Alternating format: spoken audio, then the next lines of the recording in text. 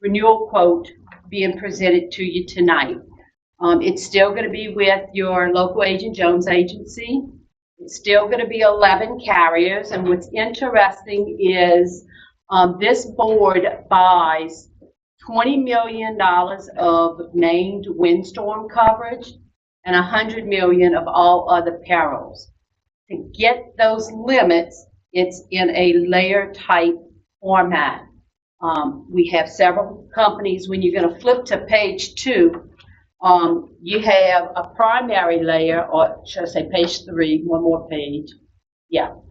When you look at this, the primary layer, which is your primary carriers, you're going to see 4 carriers there sharing in that 5 million layer. Then the second layer comes in. It's a 5 million above that original 5 million. And you're going to see there's 3 carriers there that participate on that layer. Then layer 3 is an additional 5 million to get you to 15 million. And then that's when the extra 90 million on the all other perils kicks in to give you the full 100 million on all other perils, which is your fire, your lightning, regular wind, not named wind. And you'll see there's 3 carriers there that participate. And then layer 4 is the last 5 million to get you to that 20 million of named wind. And you have 2 carriers that participate. What's interesting is you have 11 carriers that participate on your program. These are the same 11 carriers that participated or on your program currently. It's amazing to me that all 11 carriers have agreed to stay and participate on your program for this year. That's not a normal, I don't see that very often, especially when there's a claim and these carriers have, issued their checks, for $20 million. You don't normally see them stay. You see them pulling back.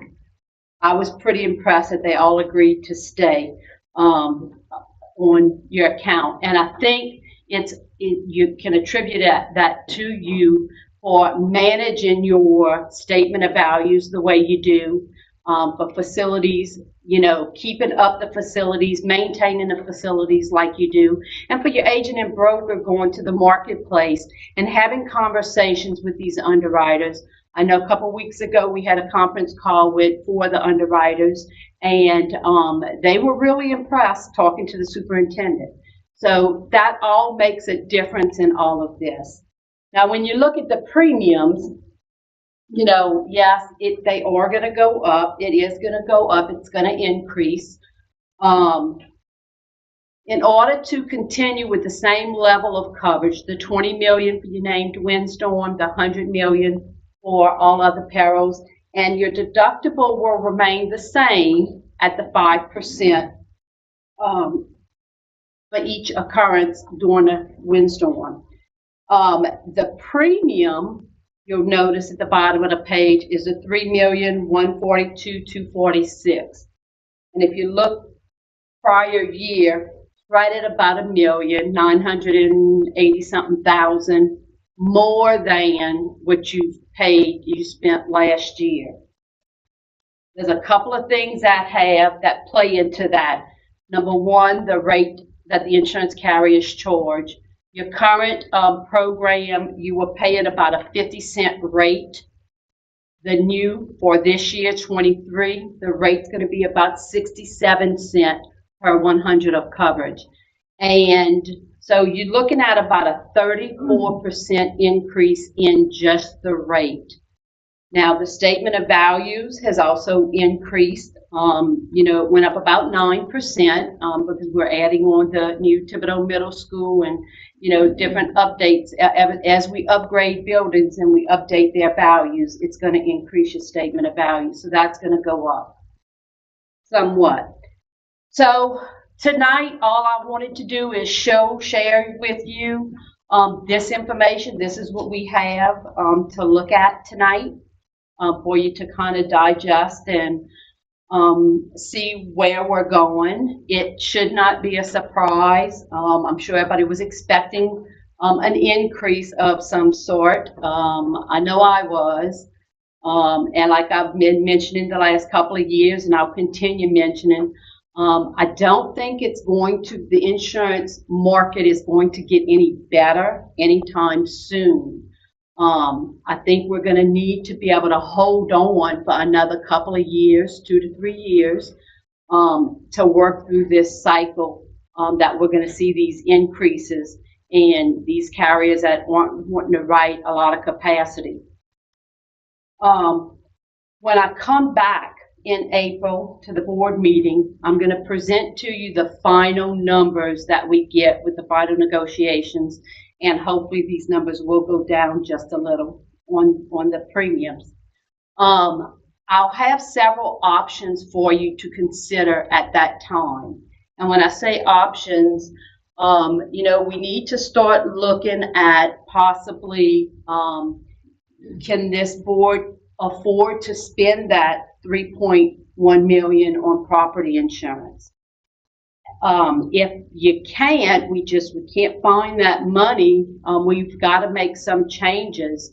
What are some of the things that we can do? And it would possibly be, instead of buying the 20 million limit for named wind, we may want to drop that down to 15 million, 10 million, what the board can afford to spend on property insurance. So I'm going to have a breakdown of that when I come back at the April meeting to present to you, so that you'll see before you make your decision, so you can make an informed decision. One of the things we got to be real careful with is, because we've collected FEMA dollars for this past storm, FEMA has an obtain and maintain, I'm sure everybody's heard that on TV already, obtain and maintain rule.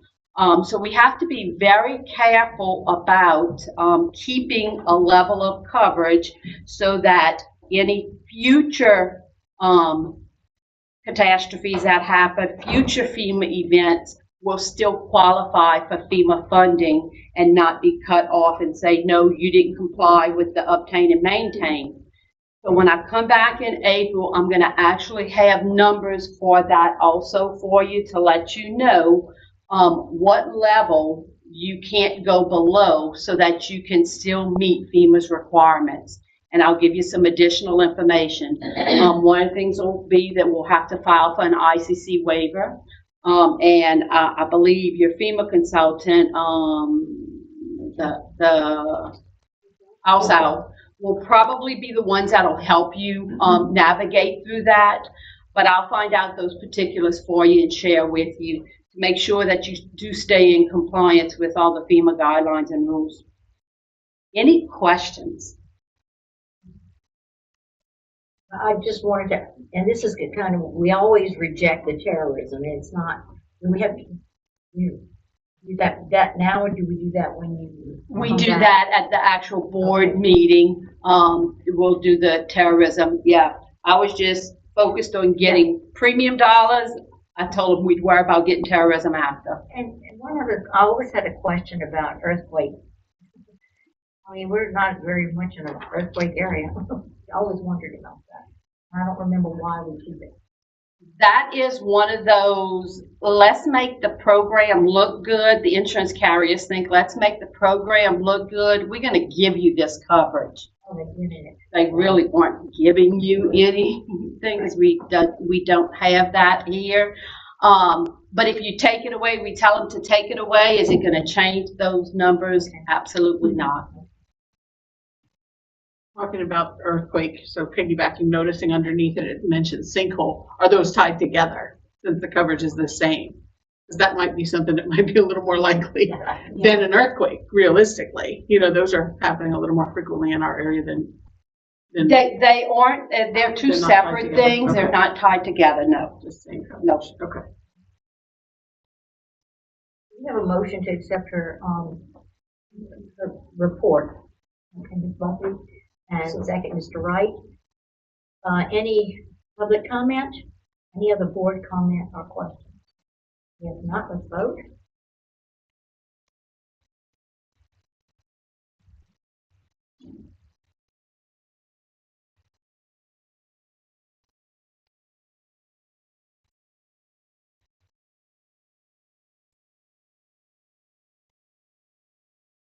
Motion carries.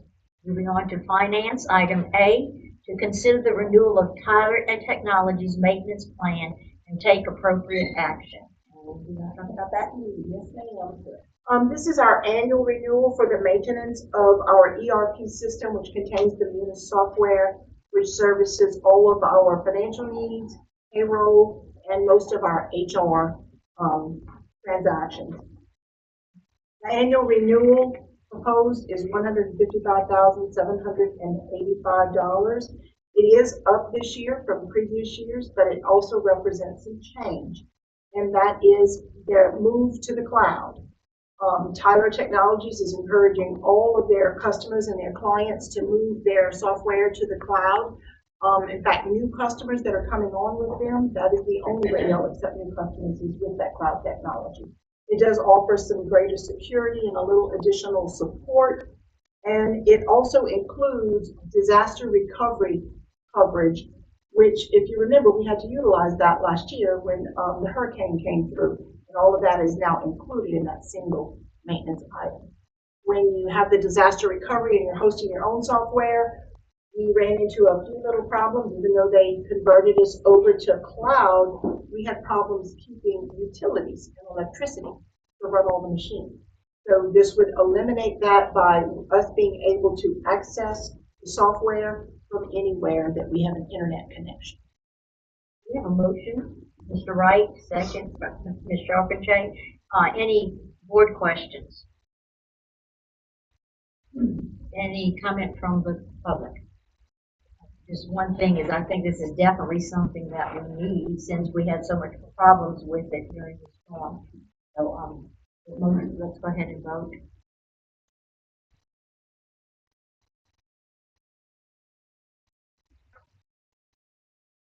Motion carries unanimously. Item B, to review reports on bids from chiller compressor replacements and take appropriate action.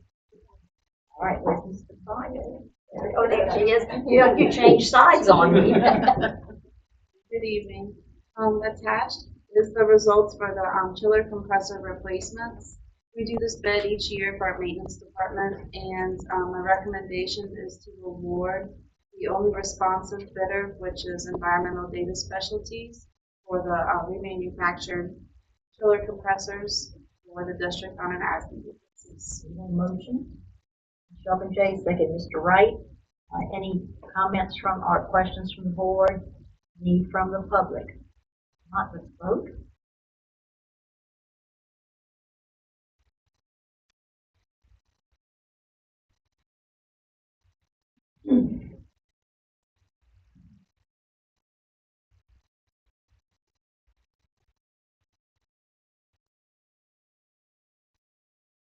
Motion carries unanimously. C, to receive reports on bids for limestone in aggregate and take appropriate action. Mr. Bias? Yeah. This is also a bid that we do each year. This is for a limestone and aggregate. So I'm requesting to award the lowest, most responsive bidder from Grand Isle Shipyard. And this would be for both the limestone and the limestone aggregate on an as-needed basis. Motion. Right, second, Ms. Charpentier. Any questions from the board? Any public comment? Not, let's vote. Oh, I'm sorry, excuse me, I'm sorry. I wasn't using my voice, I'm sorry. I just have a question, maybe to explain to the public. What do we use limestone for? I know, like, I can say, like, I know Lockport Lower uses lime, the rock there for parent pickup lines, but there are others. Just an idea. Joe, you want to chime in? Yeah, parking lots, bus turnaround, good bit on bus turnaround. But that's like a once a year, catch up during the summer, mostly parking lots. If you get a complaint about a bus turnaround, you call and they'll ship you some limestone to that area, so. I kind of thought I knew what it was, but I just want to make sure the public knew as well. And I like that, it's a local business that's we're supporting too. Vote? Sorry.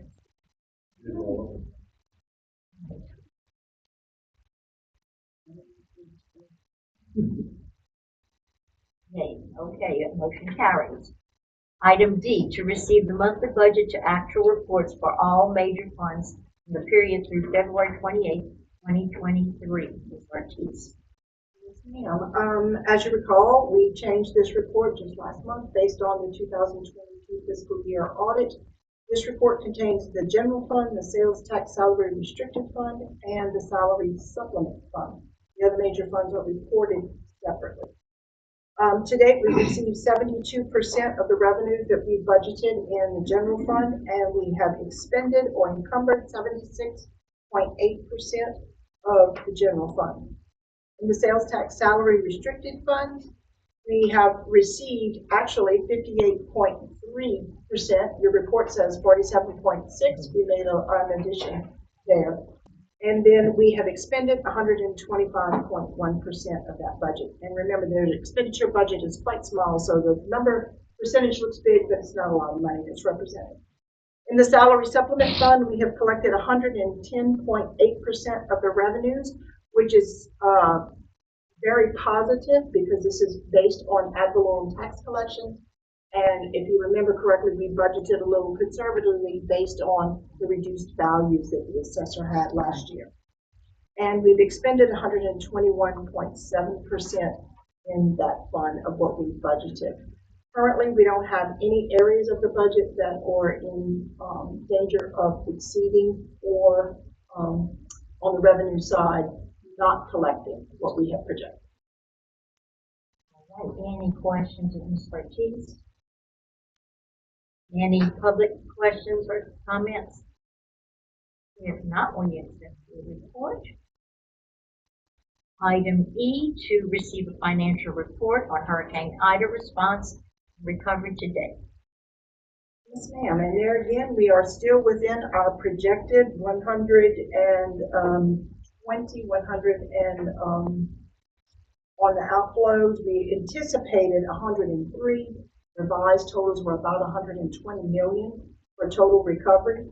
We have expended to date 72.4 million. We have obligated an additional 21.7 million in the form of contracts for the permanent repairs.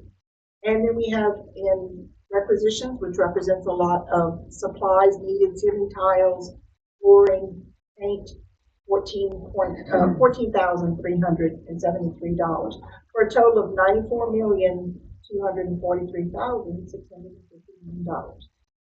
Still within what we projected. Incoming revenues are stagnant at the moment. We have received $38,739,000 from FEMA, and that occurred back in November and December, and we've had no change in that number. Any questions? Board, any public comments? If not, will you accept?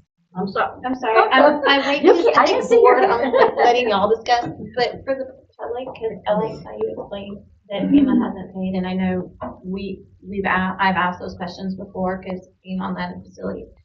So can we explain why FEMA takes forever so people don't think and they don't come to the board meeting and FEMA is a reimbursement program. So first of all, you're expending the money before you're claiming reimbursement. And then during that process, they are verifying everything that you send them for reimbursement, that it was actually expended, that it was expended according to their guidelines, that it meets all of their requirements, which are quite hefty.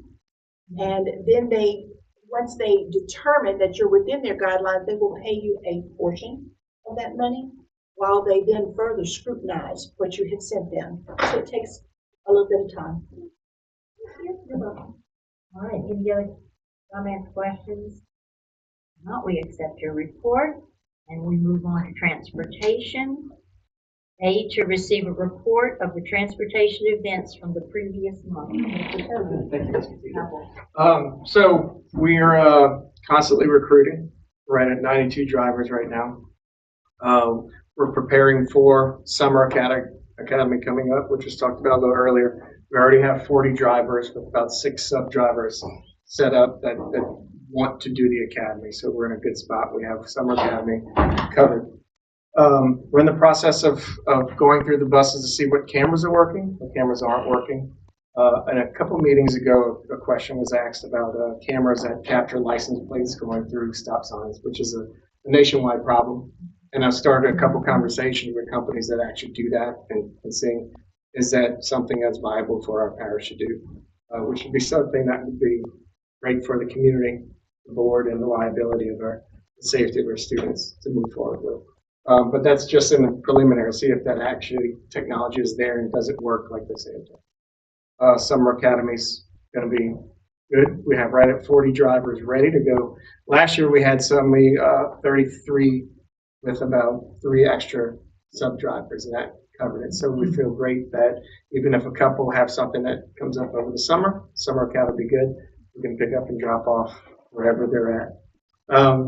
Breakdowns for the last month. I've noticed a trend of fewer breakdowns in the last couple months. I believe it's part of trying to pick apart every invoice and seeing if there's any consistencies of what's happening with the buses.